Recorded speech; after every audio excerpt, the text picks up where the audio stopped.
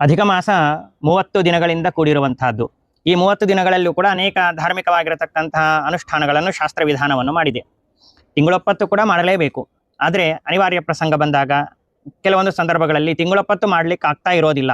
ಅಂತಹ ಸಂದರ್ಭಗಳಲ್ಲಿ ಈ ಅಧಿಕ ಮಾಸದಲ್ಲಿ ಪರ್ವಕಾಲಗಳು ಅಂತ ಯಾವುದಾದ್ರೂ ಇದೆಯಾ? ಆ ಪರ್ವಕಾಲಗಳಲ್ಲಿ ಧಾರ್ಮಿಕವಾಗಿರುವಂತಹ ಅನುಷ್ಠಾನಗಳನ್ನು ನಾವು ಮಾಡಿಕೊಳ್ಳುತ್ತೇವೆ, ಅದರಿಂದ ಪುಣ್ಯವನ್ನು ಸಂಪಾದನೆ ಮಾಡಿಕೊಳ್ಳುತ್ತೇವೆ ಅಂತ ನಾವು ಅಭಿಪ್ರಾಯದಿಂದ ಪ್ರಶ್ನೆಯನ್ನು ಕೇಳಿದ್ದಾರೆ. ಅದಕ್ಕೆ ಪದ್ಮಪುರಾಣ ಈ ರೀತಿಯಾಗಿ ಉತ್ತರವನ್ನು ಕೊಡ್ತಾ ಇದೆ. ವೈಧೃತಿಶ್ಚ ವ್ಯತಿಪಾತಃ ರಾಕಾ ಚೈವ ಕುಹುಸ್ತಥಾ ದ್ವಾದಶಿ ಪಂಚಪರ್ವಾಣಿ ಪರಂ ಶ್ರೇಷ್ಠಾನ್ಯನುಕ್ರಮಾತ್ ಎಂಬುದಾಗಿ ಹೇಳಿದ್ದಾರೆ. ಒಟ್ಟಿಗೆ 5 ಪರ್ವಕಾಲಗಳನ್ನು ಶಾಸ್ತ್ರ ವಿಧಾನವನ್ನು ಮಾಡಿದೆ.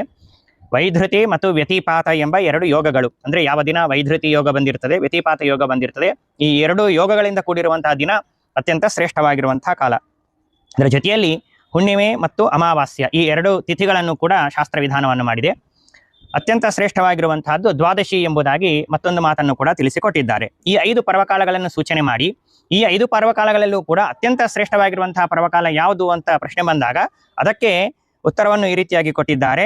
ಪರಂ ಶ್ರೇಷ್ಠಾನ್ಯನುಕ್ರಮಾತ್ ಎಂಬುದಾಗಿ ಹೇಳಿದ್ದಾರೆ. ಅಂದರೆ ವೈಧೃತಿಗಿಂತಲೂ ಕೂಡ ವ್ಯತಿಪಾತ ಅಂತ ಅನ್ನೋದು ಅತ್ಯಂತ ಶ್ರೇಷ್ಠವಾಗಿರುವಂತಹದ್ದು, ವ್ಯತಿಪಾತಕ್ಕಿಂತಲೂ ಕೂಡ ಹುಣ್ಣಿಮೆ ಅಂತ ಅನ್ನೋದು ಶ್ರೇಷ್ಠವಾಗಿರುವಂತಹದ್ದು, ಹುಣ್ಣಿಮೆಗಿಂತಲೂ ಕೂಡ ಅಮಾವಾಸ್ಯ ಅಂತ ಅನ್ನೋದು ಅತ್ಯಂತ ಶ್ರೇಷ್ಠವಾಗಿರುವಂತಹದ್ದು, ಅಮಾವಾಸ್ಯಕ್ಕಿಂತಲೂ ಕೂಡ 2 ತಿಂಗಳಲ್ಲಿ ಬರುವಂತಹ 2 ದ್ವಾದಶಿಗಳು, 2 ಪಕ್ಷಗಳಲ್ಲಿ ಬರುವಂತಹ ದ್ವಾದಶಿ ತಿಥಿ ಅಂತ ಅನ್ನೋದು ಅತ್ಯಂತ ಶ್ರೇಷ್ಠವಾಗಿರುವಂತಹದ್ದು ಎಂಬುದಾಗಿ ತಿಳಿಸಿಕೊಟ್ಟಿದ್ದಾರೆ. ಆದ್ದರಿಂದಾಗಿ ನಿಮಗೆ ಯೋಗ್ಯವಾಗಿರುವಂತಹ ತಿಥಿಯಲ್ಲಿ ಯಾವತ್ತು ಅನುಕೂಲವಾಗುತ್ತದೆಯೋ ಅವತ್ತು ಒಂದು ದಿನವಾದರೂ ಕೂಡ ಧಾರ್ಮಿಕವಾಗಿರುವಂತಹ ಅನುಷ್ಠಾನಗಳನ್ನು ಮಾಡಿ ಪುಣ್ಯವನ್ನು ಸಂಪಾದನೆ ಮಾಡ್ರಿ ಎಂಬುದಾಗಿ ಶಾಸ್ತ್ರ ವಿಧಾನವನ್ನು ಮಾಡಿದೆ.